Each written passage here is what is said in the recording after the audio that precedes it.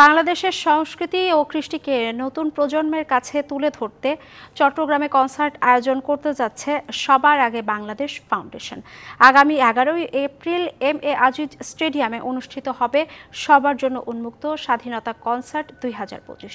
আয়োজনকে ঘিরে বৃহস্পতিবার দুপুরে চট্টগ্রামের এম.এ. আজিজ স্টেডিয়াম পরিদর্শন করেন Chittagong city mayor doctor Shahadat Hossain সহ স্থানীয় বিএনপির নেতাকর্মীরা।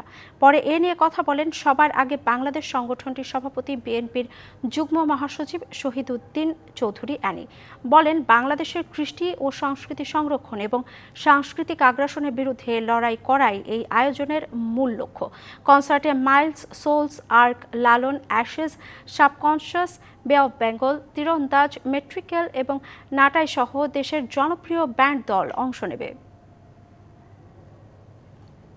বাংলাদেশের আমরা যারা বসবাস করি, জাতি, ধর্ম, বর্ণ নির্বিশেষে সবাই আমরা এখানে একত্রিত হচ্ছি।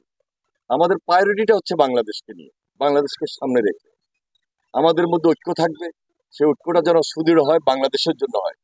এখানে আমাদের দেশপ্রেম, সেটাকে আমরা একটা জাগরণের মধ্যে নিয়ে আসতেছি এবং একটা ঐক্যের মধ্যে নিয়ে আসছি।